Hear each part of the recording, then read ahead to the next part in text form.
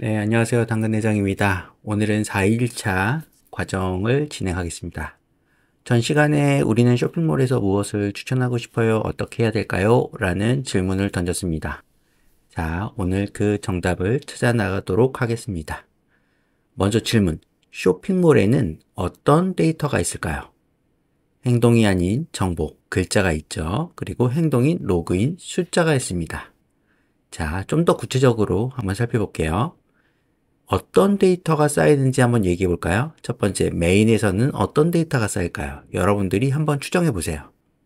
그리고 상품, 목록에서는 어떤 데이터가 쌓일까요? 그리고 제품 상세에서는 어떤 데이터가 쌓일까요? 여러분들이 어떤 인공지능이나 어떤 기획적인 업무를 하기 위해서는 각각의 페이지마다 어떤 데이터가 쌓이는지를 여러분들도 어느 정도 추정할 수 있어야 됩니다. 이거는 습관적으로 어떤 데이터가 쌓이고 어떤 데이터가 중요하다. 이것을 여러분들이 얘기할 수 있어야 됩니다.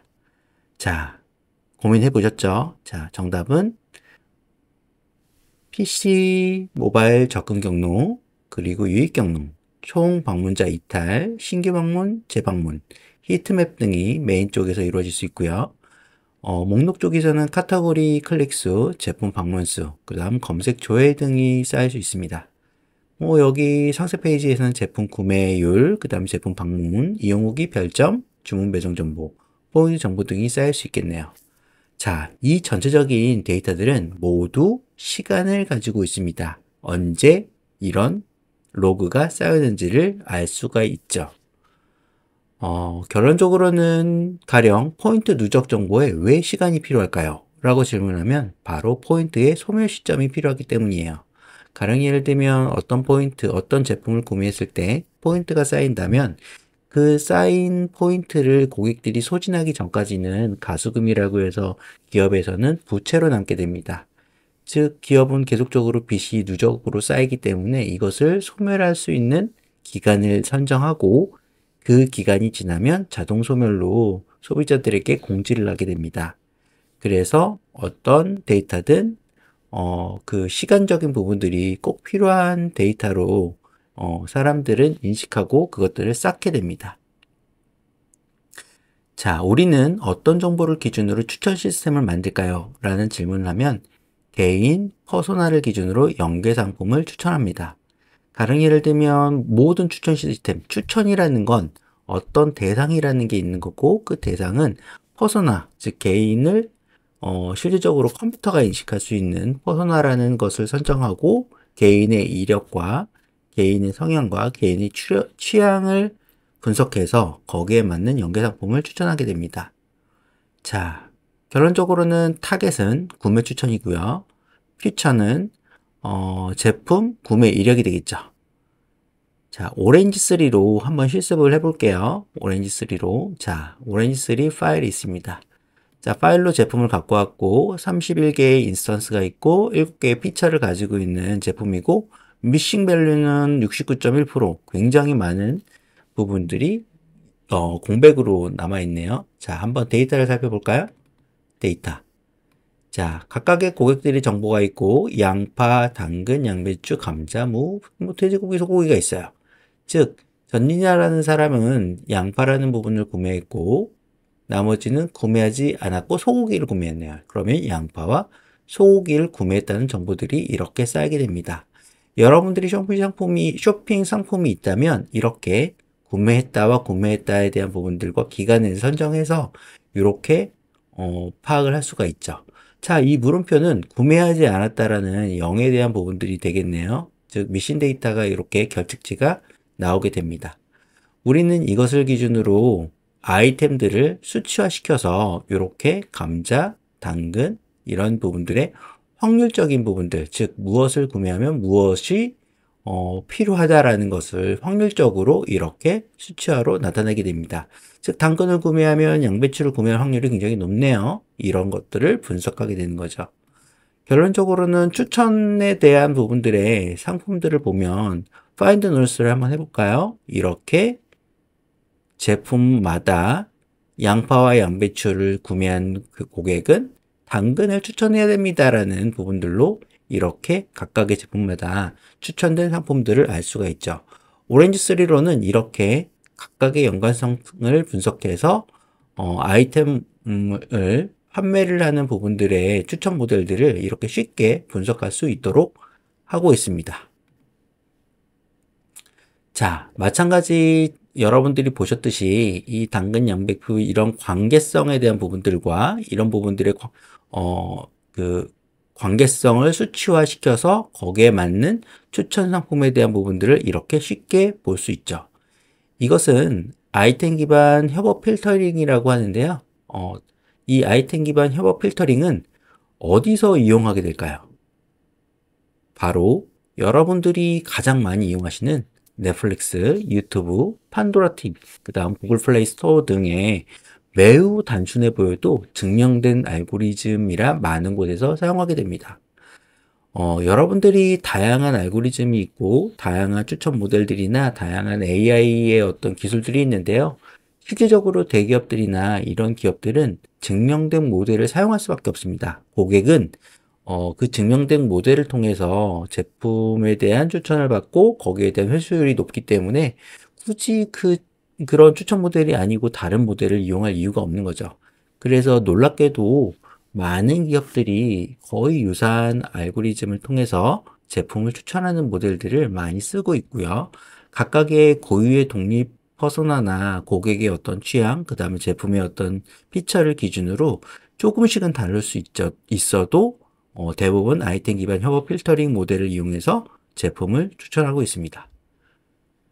데이터 사이언스는 무엇을 하는 사람인가요? 여태까지 여러분들과 제가 이 데이터 사이언스에 대한 부분들의 어떤 활동에 대해서는 정의를 했기 때문에 어느 정도 데이터 사이언스의 어떤 역할에 대해서는 여러분들도 아실 거라고 생각을 합니다. 패턴을 발견해서 그것을 수학적 사고로 증명해내는 사람이에요. 대표적으로 뉴턴이라는 사람이 있죠. 데이터는 패턴을 발견하게 해주지만 인간의 분석적인 사고 없이는 원인을 알 수가 없습니다. 즉, 나무에서 떨어지는 사과.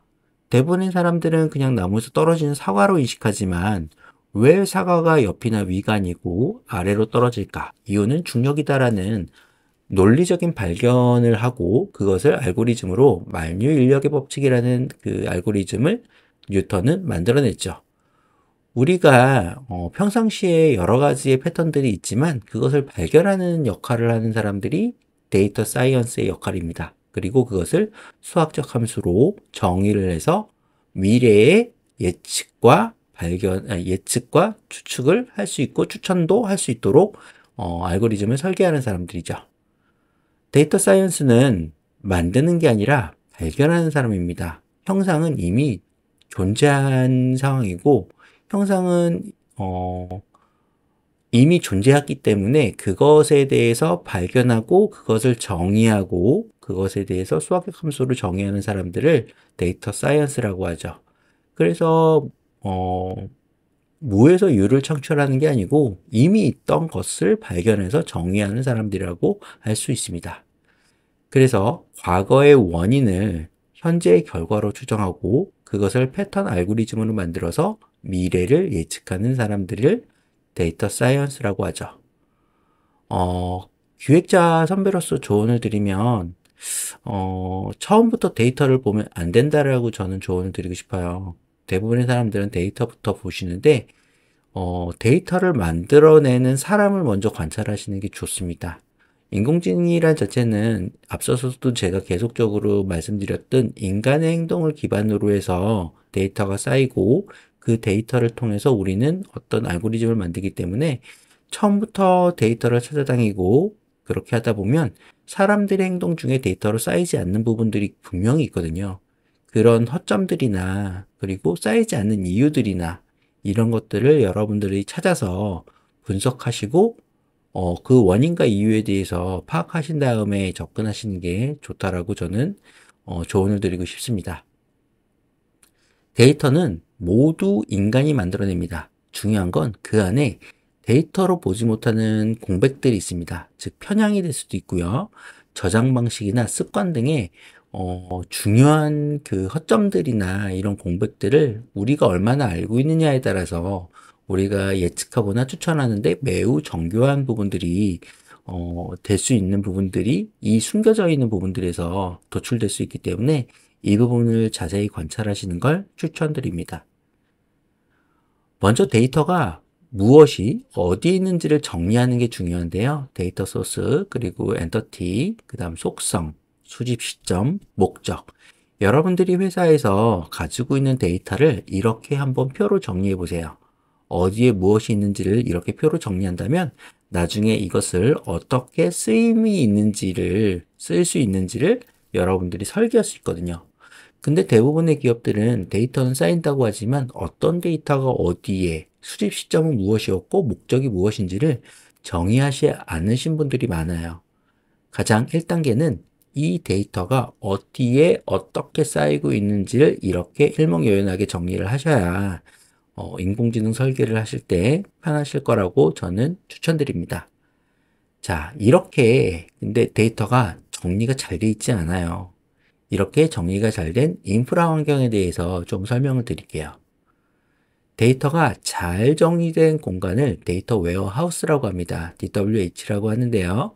서비스 데이터와 내부 데이터의 어떤 데이터에 대한 여러 가지의 조건들로 인해서 그 데이터는 데이터 레이크라는 곳에서 쌓이게 됩니다. 즉 원본 그대로의 데이터를 저장하는 가장 큰 창고라고 할 수 있죠. 그 데이터 레이크를 통해서 우리는 불필요한 부분들을 제거하고 데이터에 대한 부분들을 우리가 필요한 데이터로 전처리해서 데이터 웨어하우스에서 가공해서 필요한 서랍 공간으로 데이터 웨어하우스가 저장을 하게 됩니다. 즉 필요한 정리된 데이터만 모아서 놓은 중간 창고라고 할 수 있죠. 우리는 이 데이터 하우스를 통해서 데이터 마트로 이 데이터를 정리를 해서 특정 용도로 데이터를 추출하는 저장하는 단계고 사용하기 편한 데이터 작은 창고라고 하는 데이터 마트에서 비개발자, 즉 일반적인 회사원들이 쉽게 데이터에 대한 인사이트를 얻고자 데이터 마트에서 데이터를 추출해서 다양한 조합들로 인사이트를 얻게 되는 것이죠. 자, 데이터 사이언스가 좋아하는 환경에 데이터를 정리하는 부분들은 데이터 라이크에서 데이터 하우스를 통해서 데이터를 잘 정돈해 놓는다면 데이터 사이언스는 당연히 수치화되어 있는 여러 가지 데이터를 잘 조합해서 좋은 인사이트 되는 제품을 만들 수가 있겠죠. 자, 데이터 사이언스는 데이터를 통해서 추출, 변환, 통합을 통해서 인사이트를 주장합니다. 가령 예를 들면 데이터 사이언스의 주장을 살펴보면 전년도 1년 데이터 기반 7월의 매출 실적을 보면 땡땡 냉장고가 가장 잘 팔립니다. 준비해야 됩니다. 올해 사용자 후기 및 제품 스펙, 가격 점수를 합산한 결과 땡땡 제품으로 이벤트를 만들면 좋대요. 이렇게 인사이트를 통해서 통합과 변환과 이런 부분들 통해서 앞으로 출시되는 제품에 대한 추천을 할 수 있겠죠. 자, 데이터로 상관계수를 통해서 인사이트를 주장해보는 부분들을 여러분들과 제가 재미있게 한번 해보려고 해요. 즉, 사랑의 조건에 대해서 한번 인사이트를 도출해보고자 합니다. 오렌지 3로 한번 실험을 해볼게요.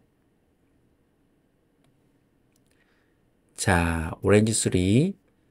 스케트 플러스를 이용해서 오렌지 3로 그 사랑의 조건을 분석해 보려고 합니다. 우선 파일을 갖고 왔고요. 파일에서는 18개의 인스턴스가 있었고 4개의 픽처를 기준으로 no missing data, no missing data, 즉 결직자가 없는 데이터들을 제가 불러왔습니다. 자, 데이터 테이블을 볼까요? 우리가 사랑에 대한 수치를 기준으로 비전과 돈과 집안에 대한 다양한 조건들을 점수로 한번 추정해 봤습니다. 실질적으로 이것은 저랑 같이 오렌지 수업을 했던 사람들과 같이 재미있게 실험을 했던 부분이고요. 스캐터 플러스를 한번 조건을 한번 살펴볼게요. 자, 집안. 사랑의 수치와 집안에 대한 어떤 상관관계인데요. 알고 보면 0.27 상관관계가 별로 없다라고 해서 데이터들이 이렇게 분산돼 있죠. 자, 그러면 돈을 한번 볼까요? 돈도 마찬가지 상관관계가 그렇게 높지 않습니다. 0.03이네요. 돈도 사랑에서는 크게 중요하지 않다. 좀 약간 현실적이지는 않긴 한데요. 우선은 돈도 사랑의 영향도가 별로 없다라고 판단했습니다. 그럼 비전을 볼까요? 비전은 100%입니다. 대부분의 사람들은 사랑을 할 때 비전이 가장 높다라고 판단을 했네요. 우리는 이렇게 스캐터 플롯을 통해서 상관관계 수와 이렇게 데이터의 연관성을 쉽게 그래프로 볼 수 있었습니다. 자, 그래서 이 상관관계표에서 이렇게 범위에 대한 부분에서 가장 강한 상관관계와 가장 약한 상관관계, 상관관계 없음에 대한 부분들을 수치로 볼 수 있겠죠. 우리는 이 부호를 통해서 관계의 강도를 파악할 수 있었습니다. 그래서 결론은 사랑은 비전이 가장 중요하다고 합니다. 방금처럼 우리는 경험에 의해서 데이터를 어림 짐작을 했습니다. 그것이 통합적 패턴으로 근사치를 예측하는 방법입니다. 알고 보면 어떤 사람은 비전이 몇 프로다, 어떤 사람은 돈이 몇 프로다, 각각의 얘기를 하겠지만 전체적인 시각으로 평균적으로 어떤 이런 근사치로 결론을 냈을 때 그 근사치를 벗어나는 경우가 그렇게 많지 않기 때문에 오류나 예측 오류나 또는 그 범위를 벗어나는 부분들은 그렇게 많지 않다라고 판단을 할 수 있는 거죠. 이것을 우리는 추리 통계학이라고 합니다. 가설과 검증에 대한 부분이죠. 또 하나는 기술 통계학이 있어요. 이미 보유한 데이터를 바탕으로 발견하는 것이죠. 이것은 검증이라고 합니다. 추리 통계학을 통해서 우리는 종전에 없었던 부분들을 가설을 세우고 그것을 통해서 검증을 했고요. 기술 통계학은 이미 보유한 데이터를 바탕으로 발견하는 부분이기 때문에 검증에 대한 절차만 있으면 됩니다. 모든 데이터에서는 편향을 조심해야 되는데요. 세계 3대 거짓말 중에 통계라는 부분이 포함되어 있습니다. 왜 세계 3대 거짓말일까요? 왜 그럴까요? 지금과 미래는 다를 수 있기 때문입니다. 즉 우리는 사랑하기 때문에 결혼한다라는 주장을 했지만 대한민국의 1000명당 3.7쌍은 결혼했고 1.8쌍은 결혼을 했죠. 알고 보면 사랑하기 때문에 결혼한다라는 주장과 실질적으로 보여지는 데이터와는 굉장히 괴리감이 있죠. 그래서 지금의 우리의 주장과 미래의 데이터적 사고를 통해서 결론 난 것은 다를 수 있다라고 판단을 합니다. 어떻게 행복한 결혼을 예측할 수 있을까요? 자, 결론은 문제는 가지고 있는 데이터만 가지고 확증해서 그렇습니다. 세상은 언제나 똑같이 움직이지 않죠. 그래서 우리는 추리 통계학이 중요하다고 판단을 합니다. 즉 인간의 감각을 믿는 것이죠. 이것을 통찰력이라고 합니다. 우리가 어떤 비즈니스든 대부분의 사람들은 기존에 있던 경험과 기존에 대한 데이터를 가지고 이것은 안 될 거야 라고 하는 사람들이 되게 많은데요.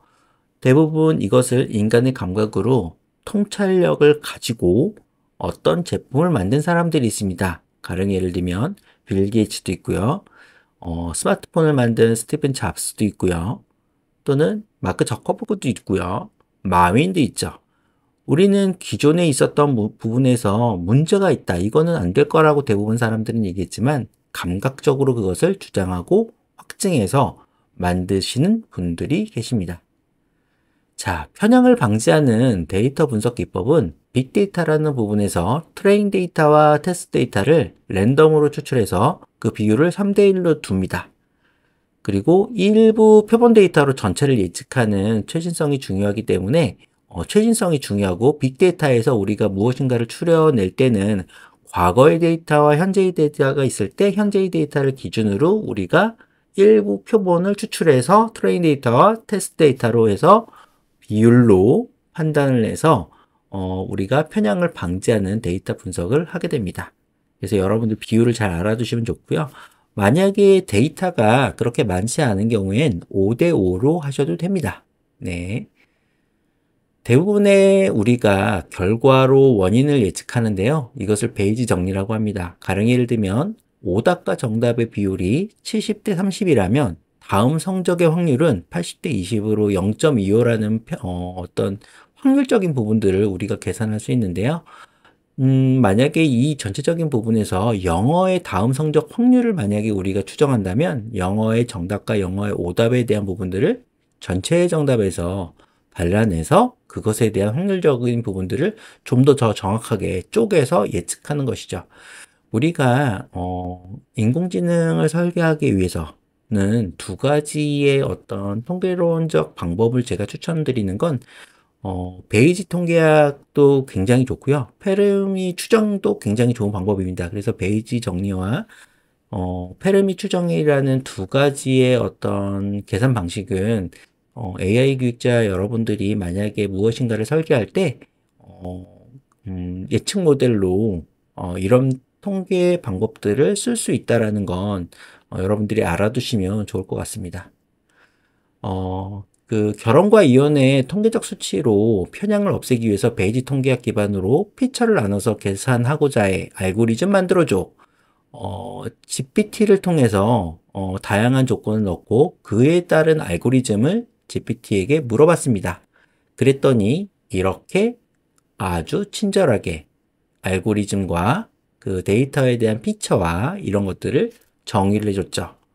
우리는 이제는 기본적인 통계학적인 지식과 연산 능력이 없어도 GPT를 통해서 베이지 통계학이라는 어떤 주문을 하게 되면 거기에 맞춰서 알고리즘이 잘 만들어지기 때문에 여러분들은 이제는 넓은 지식을 가지고 있는 게 중요하다고 저는 생각을 합니다. 즉, 아주 딥다이닝한 그 기술들이나 어떤 지혜들도 중요하지만 알고 보면 포괄적인 지식들, 인문학이든 통계학이든 또는 IT 기술이든 또는 디바이스에 대한 통찰력이든 등등의 여러 가지 지식들을 융합해서 만드는 메타 인지 능력이 굉장히 중요하다라고 저는 판단을 합니다.